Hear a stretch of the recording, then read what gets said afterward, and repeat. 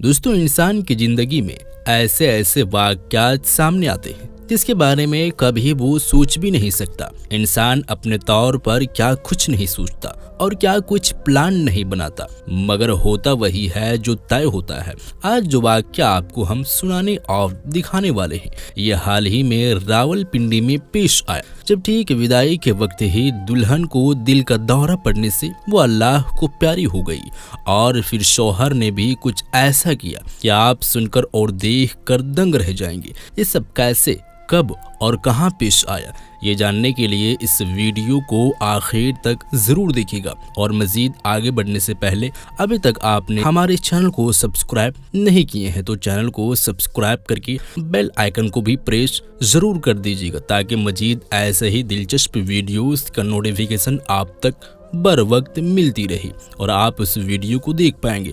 तो चलिए दोस्तों, आज की इस वीडियो को शुरू करते हैं। दोस्तों, हाल ही में पाकिस्तान रावलपिंडी के एक इलाके में शादी जैसे खुशी के माहौल पर अचानक खुशियों भरा जश्न क़यामत के मंजर में बदल गया। रिपोर्ट के मुताबिक ठीक विदाई के वक्त दुल्हन रोती हुई जब स्टेज पर खड़ी हुई तो वो एकदम से नीचे गिरकर बेहोश हो गई।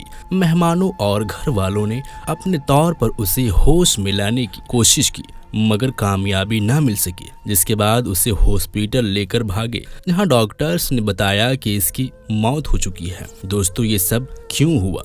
इसके लिए जब हमने जानकारी निकाली तो मालूम हुआ कि माहिम, जिसकी उम्र 25 साल थी, रावलपिंडी में ही पैदा हुई। माँ बाप दोनों माहिन से बेपनाह मोहब्बत करते थे। माहिन, जो बहन भाई में से सबसे छोटी और लाडली थी, स्कूल के जमाने में ही माहिन को रहमान से मोहब्बत हो गई। रहमान उसकी ट्यूशन एकेडमी की क्लास में उसके साथ ही पढ़ता था। दोनों में बेपनाह मोहब्बत शुरू हो गई। मैट्रिक के बाद ही माहिन के माँ बाप को रहमान के बारे में पता चल गया। बाप और भाइयों के गुस्से से बचने के लिए माहिन ने घर में मौजूद दवाई खा ली और तब स्टमक वॉश करने से बच गई। घर वाले जरा रहम खा गए और समझाया कि बेटा, वहाँ शादी मुमकिन नहीं है क्योंकि उनकी कास्ट और हमारी कास्ट अलग है। माहिन उस वक्त तो समझ गई, मगर रहमान को दिल से ना निकल पाई। वक्त गुजरता गया और रहमान स्टूडेंट बीजे पर और ज्यादा पढ़ाई बिजी होने लगे और ज्यादा पढ़ाई के लिए इंग्लैंड चला गया। दोनों का आपस में राब्ता रहा। बात तब बिगड़ी जब माहिन की ग्रेजुएशन के बाद माहिन का रिश्ता खानदान से आया और बाप ने भी चाहा कि माहिन का खानदान में ही वक्त पर रिश्ता हो जाए। माहिन को जब मालूम हुआ तो उसने अपनी माँ को साफ इनकार कर दिया कि वो शादी करेगी तो सिर्फ और सिर्फ रहमान के साथ, वरना नहीं करेगी। रहमान भी माहिन के लिए कुछ भी कर गुजरने को तैयार था। दोनों एक दूसरे से बेपनाह मोहब्बत करते थे,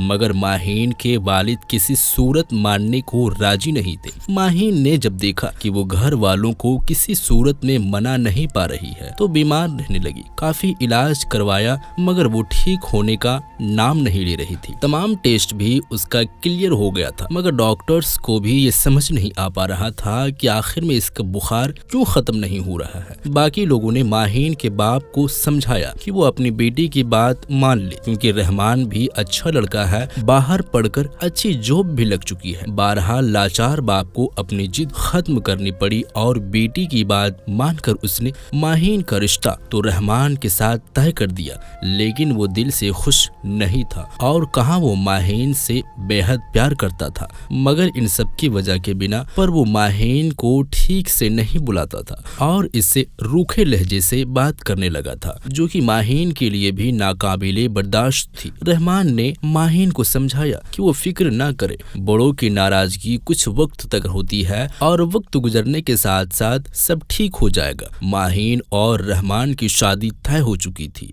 और तारीख भी आ चुकी थी। रहमान की शादी की दिल से तैयारियां में मशरूफ था और पाकिस्तान आ चुका था। शादी को तकरीबन 1 माह बाकी था कि एक रात माहिन के बाप की तबीयत अचानक खराब हुई और बड़े जोरों से हार्ट अटैक आया, जिसकी वजह से वो इंतकाल कर गए। ये ऐसा अचानक हुआ था, इसलिए सभी इस गम में मुब्तला ये सोच रहे थे कि शायद वो माहिन की शादी से खुश नहीं थे और इसी परेशानी को लेकर दुनिया से चले गए। माहिन ने भी ये बात को दिल से लगा ली और शायद उसने अपनी खुशी की खातिर अपने बाप को दुख दिया और वो इससे नाराज ही इसे दुनिया से छोड़कर चला गया। घर वालों ने शादी में थोड़ी देरी कर दी और तारीख आगे बढ़ा दी गई, मगर ये गम माहिम को खाए जा रहा था। उसने अल्लाह से और अपने बाप की खबर पर जाकर बहुत माफी मांगी, मगर उसके दिल को किसी दौर चैन नहीं था। दूसरी तरफ रहमान की छुट्टियां भी खत्म होने को थी। रहमान के घर वालों ने माहिन के घर बात की कि सादगी से यानी सिंपल शादी कर देते हैं, क्योंकि रहमान को वापस जाना है, नहीं तो तारीख साल भर बढ़ जाएगी और अब तो सभी खानदान में तारीख का बताया जा चुका है। 2 महीने बाद ना सही तो 2 हफ्ते बाद ही शादी की तारीख रख दी, लेकिन ना जाने क्यों माहिन अपने दिल से ये पछतावा निकाल नहीं पा रही थी और वो सारी रात रोते गुजारती थी। रहमान उसको बहुत समझाया था, मगर कोई भी बात उसके दिल से इत्मीनान नहीं कर पा रही थी। फिर शादी का वक्त नजदीक आता गया, मगर माहिन जैसे जैसे वक्त करीब आ रहा था ज्यादा रोने लगी, बात बात पर रोने लगी। रो रो कर उसने अपना बुरा हाल कर लिया था। दूसरी तरफ रहमान भी परेशान था, मगर माहिन उसके दिल की खुशी और सुकून था। उसने माहिन को कहा भी कि देखो, हमने एक दूसरे को पाने के लिए कैसा कैसा वक्त गुजारा है और क्या कुछ सहा है। जिंदगी और मौत तो अल्लाह के इख्तियार में है, तो तुम अल्लाह ताला के फैसलों पर राजी रहो और सब्र के साथ काम लेते हुए मेरे दुल्हन बन जाओ। मैं वादा करता हूँ कि दुनिया की हर खुशी तुम्हारे कदमों में ला कर रख दूंगा, कि तुम अपना दुख भूल जाओगी और यकीनन